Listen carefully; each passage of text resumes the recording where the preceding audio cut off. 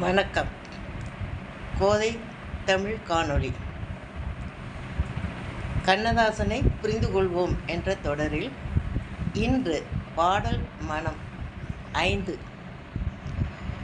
முன்பு பாச உணர்வில் ஒரு அண்ணன் தன் தங்கையின் காதலை புரிந்து கொண்ட விதம் பற்றி பார்த்தோம். இன்று இதுவும் ஒரு காதல் பாடல்தான். ஆனால் அது கண்ணதாசன் அவர்களது எளிதான வார்த்தையில் பொருளமைந்து உள்ளதாக வரும் பொழுது அது நினைத்து நினைத்து சுவைக்கத்தக்கதாக மாறிவிடுகிறது. அது போன்ற ஒரு பாடலை குடும்பத் தலைவன் திரையில் பி. சுசிலா அவர்கள் பாட, சரோஜா தேவி அவர்கள் நடிப்பில், அன்றொரு நாள் அவனுடைய பெயரை கேட்டேன், அடுத்த நாளில் அவன் இருக்கும் ஊரை கேட்டேன், இன்று வரை அவன் முகத்தை நானும் காணேன், அவன் என்னை தேடி வரும் வரைக்கும் விடவும் மாட்டேன். இப்படி ஒரு பாடல். இதை கேட்கும்போது சாதாரணமாக நடைமுறையில் பேசுவது போல் இருக்கும். ஆனால் உள்புகுந்து பார்த்தால் தேவாரம் பாடிய அப்பர் தனது சிவபெருமானை நினைத்து ஒரு பாங்கில் ஒரு பாடல் பாடியிருப்பார். அந்த பாடல் ஒரு பெண் தனது காதலனை நினைத்து அவனுடன் சேர்ந்து இருக்கும் நாளை தேடி தவித்து பாடுவது போல் அவர் சிவனை நினைத்து தேடி அலைவதாக அமைத்திருப்பார். அதன் வரிகள்: முன்னம் அவன் நாமம் கேட்டேன், அடுத்து அவனது வண்ணம் மூர்த்தி அவனது வண்ணம் கேட்டால், முன்னம் அவனது நாமம் கேட்டால், மூர்த்தி அவனது வண்ணம் கேட்டால், பின்னை அவன் ஆரூர் கேட்டால், பெயர்த்தும் அவனுக்கே பிச்சையானாள் என்று அது வரும். இதனது விளக்கத்தை தான் கண்ணதாசன் அவர்கள் இந்த 4 வரிகளில் எளிமையாக அவள் நினைப்பாக சொல்லியிருப்பார். சரி, அது சைவ பக்தியில் சிவன் பெருமானை சேர்ந்த ஒன்று. அதை அப்படியே முருகனை நினைத்து பாடுவதாக இந்த பாடலில் இவர் மாற்றியிருப்பார்.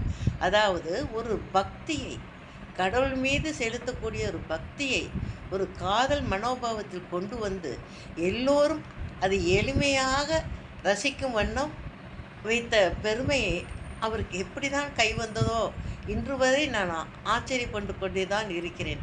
வேறு யாரும், எந்த கவிஞரும் அந்த மாதிரி செய்ததே இல்லை, எழுதியதே இல்லை, அப்படித்தான் நான் சொல்ல வேண்டும். பிறகு அது என்ன கணக்கு என்று நம்ம பார்த்தோமானால், அடுத்து அந்த வரியில் அந்தி சந்தி அர்த்த சாமம் எத்தனை பூசை, அவன் ஆலயத்து மணியில்தான் எத்தனை ஓசை, சுந்தரப்பூ முகத்தை காண எத்தனை கூட்டம், தொடர்ந்து சென்றால், தொடர்ந்து அவனை சென்று விட்டால் தீர்ந்திடும் ஆட்டம் என்று முடிப்பார். இது என்னது?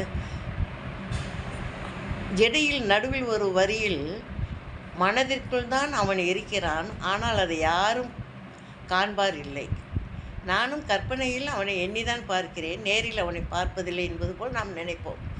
ஆனால் உண்மையாக பார்த்தால் கடவுள் மீது பக்தி வைத்த அவர்களும் நம் மனதினுள் கடவுள் இருக்கிறான், அவனை நாம் அறிந்து கொள்வோம் என்ற ரீதி இல்லாமல் வெளியில் எங்கேயோ தேடுவார்கள். அதுபோல் இவளும் அதே போன்று நான் எனது நாயகனை தேடிக்கொண்டிருக்கிறேன். ஒரு நாள் அவன் பெயரை கேட்டேன், இதெல்லாம் கேட்டேன், ஊரை கேட்டேன், இன்று வரை அவனை தேடிக்கொண்டிருக்கிறேன், என்னால் பார்க்க முடியவில்லை என்று சொல்லு பொழுது, தேடி சென்று விட்டால் தீர்ந்திடும் ஆட்டம் என்றால் அதை எப்படி எடுத்துக்கொள்வது? இப்போது திரையில் பார்க்கும் காதலிக்கு அந்த நாயகனை கண்டுவிட்டால் அடுத்த திருமணம், சந்தோஷ வாழ்க்கையில் ஈடுபடுவார். அதே இது பக்தியில் அவர்கள் சொல்வது, இந்த பிறவி கவலையெல்லாம் எனக்கு தீர்ந்துவிடும், அவனை நான் மனதில் இருப்பதை அறிந்து கொண்டால் பிறவி கவலையெல்லாம் தீர்ந்துவிடும். உண்மை, வேறு என்ன சொல்வது என்றே தெரியவில்லை. இதை நான் பள்ளிக்கூடம் படிக்கும் காலத்தில் படிப்பொன்று படித்திருக்கும் பொழுது இந்த பாடல் வானொலியில் ஒரு ஒளிபரப்பாகி கொண்டிருந்தது. அப்பொழுது என் தந்தை இந்த பாடலை கேட்டுக்கொண்டே நின்று நடந்து கொண்டு என்னை பார்த்து, இந்த கண்ணதாசன் சும்மா எழுதலை, தேவாரம் அப்பர் பாடினார், அந்த பாட்டு இப்படி வரும், அதை எப்படி கொண்டு வந்து இங்கே எழுதியிருக்கிறான் பாரு அப்படின்னாரு. எனக்கு அந்த வயதில் கண்ணதாசன் யார் என்றும் தெரியாது. அவர் என்ன எழுதியிருக்கிறார் என்ன என்று ஒன்றும் புரியாது. ஆனால் அவர் சொன்ன ஒரு சங்கதி மட்டும் ஞாபகத்தில் பதிந்து விட்டது. காரணம், அவர் எதையும் தீர யோசித்து பேசக்கூடியவர் என் தந்தை. நல்ல ரசனை உள்ளம் கொண்டவரும் கூட. அவர் தேவாரன்றும் உடனே அவர் வரி சொன்னதை வைத்து பின்னாளில் அதை எடுத்து நான் பார்க்கும் பொழுது கொஞ்சம் அந்த ஆன்மீக உணர்வுகள்லாம் நம்ம வரும் பொழுது அழகாக அதை புரிந்து கொண்டேன்.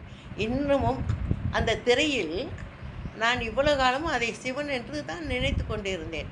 அப்புறம் பிறகு ஒரு தோழி ஒருவர் சொல்லும் பொழுது தான் அது முருகனை பாடியிருப்பது போல் இப்போ இன்னொருவர் பொருள் கொள்வார்கள் என்று சொல்லவும், என்ன இப்படி சொல்கிறார்களே, அதற்கு தக்கன சுந்தரப்பூ முகத்தை ஆண்டி போல வேடமிட்டே அவன் இருப்பானா, அவனை அரசன் போல சிங்காரித்து தேரில் இருப்பாராம், வேண்டியவர் வேண்டாதவர் அவனுக்கு இல்லை, அவன் மனதில் இருப்பதை எந்த நாளும் யாரும் கண்டுகொள்வதில்லை என்று ஒரு வரிகள் வரும்.